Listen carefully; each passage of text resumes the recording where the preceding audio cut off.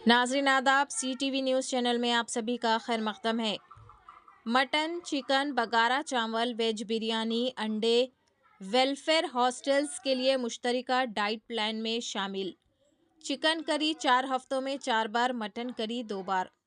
140 अवामी नुमाइंदे बशमूल विज़रा, MLAs और 450 senior ओहदेदारों ने पूरे तेलंगाना में वेलफेयर हॉस्टल्स के लिए कॉमन डाइट प्लान का आगाज़ किया है। वज़ीर आला ने ऐलान किया कि डाइट चार्ज के बिल हर माह की 10 तारीख तक ग्रीन चैनल के जरिए क्लियर कर दिए जाएंगे। तेलंगाना के चीफ मिनिस्टर रेवंत रेड्डी ने नए कॉमन डाइट मेन्यू प्रोग्राम के आगाज़ पर चिलकूल में रिहायशी फलाही स्कूल के तुलबा के साथ लंच किया। पेश है हमारे नुमाइंदा रिपोर्टर सैयदा फरहाना की ये खुसूसी रिपोर्ट। चैनल को लाइक करें, शेयर करें और सब्सक्राइब ज़रूर कर लें। సోషల్ వెల్ఫేర్ రెసిడెన్షియల్ స్కూల్లో చదువుకుంటున్న విద్యార్థులు ఈ కార్యక్రమంలో పాల్గొని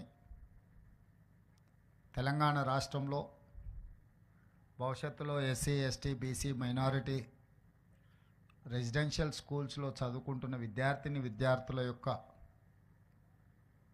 దిశను మార్చే డైట్ ఛార్జెస్ కానీ కాస్మెటిక్ ఛార్జెస్ని పెంచడమే కాకుండా వాళ్ళలో ఉన్న నైపుణ్యాన్ని పెంపొందించి తెలంగాణ రాష్ట్ర పునర్నిర్మాణంలో వాళ్ళందరినీ భాగస్వాములను చేయాలని రాష్ట్ర ప్రభుత్వం ఈ ప్రతిష్టాత్మకమైన కార్యక్రమాన్ని రాష్ట్ర స్థాయిలో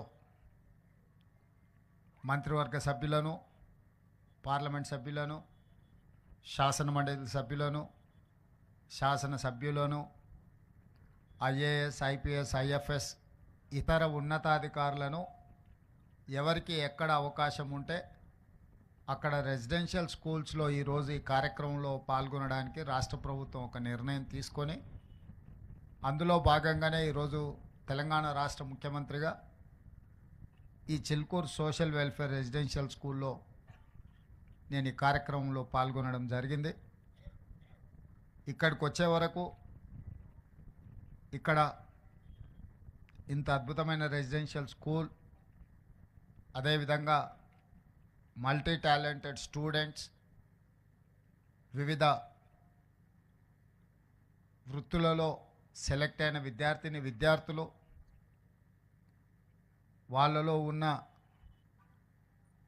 కళను ఇక్కడ ప్రదర్శించడం ద్వారా సోషల్ వెల్ఫేర్ రెసిడెన్షియల్ స్కూళ్ళలో మల్టీ టాలెంటెడ్ విద్యార్థులు ఉన్నారు అని చెప్పి నాకు ఒక అవగాహన, ఒక నమ్మకం, ఆత్మవిశ్వాసం కల్పించినందుకు మీ అందరికీ మనస్ఫూర్తిగా ధన్యవాదాలు తెలియజేస్తున్నా.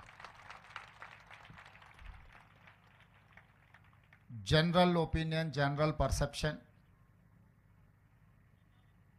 వెల్ఫేర్ హాస్టల్స్లో ఉండేవాళ్ళు కానీ రెసిడెన్షియల్ స్కూల్స్లో చదివే వాళ్ళకు టాలెంట్ తక్కువ ఉంటుందనో, ప్రైవేట్ స్కూళ్ళలో చదువుకునే వాళ్ళకు టాలెంట్ ఎక్కువ ఉంటుందనో ఒక అపోహ బలంగా నాటుకుపోయింది. ఎందుకు అని అంటే కొన్ని దశాబ్దాలుగా ప్రభుత్వాలు ఎంత ప్రయత్నం చేసినా ఈ వెల్ఫేర్ లేదా రెసిడెన్షియల్ స్కూల్స్ యొక్క ఇమేజ్ను పెంచకపోవడం వల్ల ప్రైవేట్ స్కూళ్ళలో చదువుకుంటేనే నాణ్యమైన విద్య అందుబాటులోకి వస్తుందని, లేదా ఇంగ్లీష్ మీడియం చదువుకుంటేనే విద్యార్థులు రాణిస్తారని చెప్పి ఒక అపోహ బలంగా నాటుకుపోయింది. ఈరోజు ఆ అపోహలను తొలగించాలి. రెసిడెన్షియల్ స్కూల్స్ అంటే మల్టీ టాలెంటెడ్ ఎడ్యుకేషనల్ ఇన్స్టిట్యూట్స్.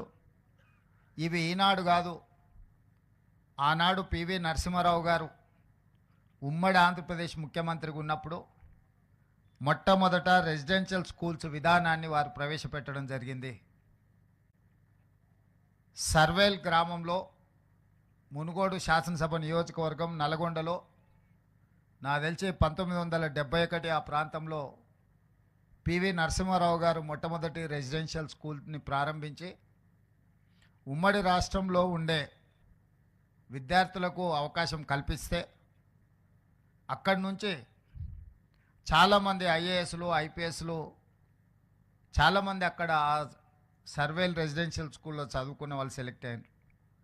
ఉదాహరణ, ఈరోజు పబ్లిక్ సర్వీస్ కమిషన్ చైర్మన్గా నియామకం జరిగిన మొన్నటి వరకు విద్యాశాఖ ప్రిన్సిపల్ సెక్రటరీ బాధ్యతలు నిర్వహించిన special chief secretary Burra Venkatesham గారు ఈరోజు తెలంగాణ పబ్లిక్ సర్వీస్ కమిషన్ చైర్మన్గా నియామకం జరిగిన వారు సర్వేల్ రెసిడెన్షియల్ స్కూల్స్లో చదువుకున్న ఒక విద్యార్థి.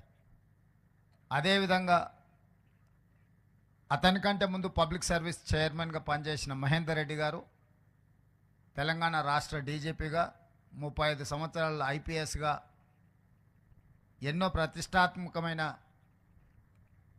పోలీస్ రిఫార్మ్స్ తీసుకొచ్చిన మహేందర్ రెడ్డి గారు కూడా సర్వేల్ రెసిడెన్షియల్ స్కూల్లో విద్యార్థి.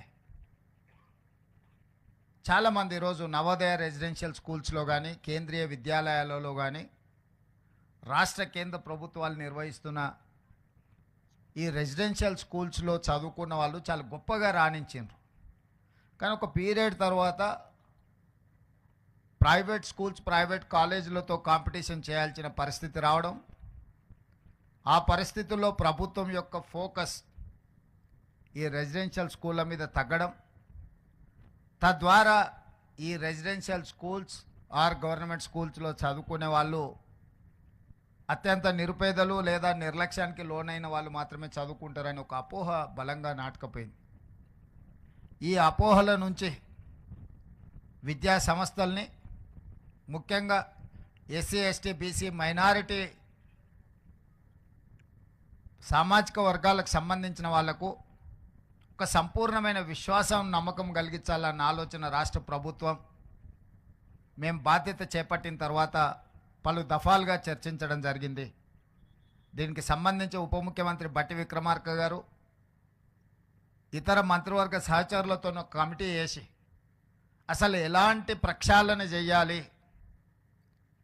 ఏ విధంగా విధి విధానాలలో మార్పు తీసుకొచ్చి అధికారులతో పాటు ప్రజాప్రతినిధులను కూడా ఒక బాధ్యత అప్పగించి ఒక సోషల్ రెస్పాన్సిబిలిటీ, ఒక సామాజిక బాధ్యతగా తప్పకుండా ఈ రెసిడెన్షియల్ స్కూళ్ళలో విద్యా ప్రమాణాలను పెంచాలి, నాణ్యమైన వసతులను కల్పించాలని ఒక దృఢ సంకల్పంతో ఈనాడు తెలంగాణ రాష్ట్ర ప్రభుత్వం ముందుకు వెళ్తుంది.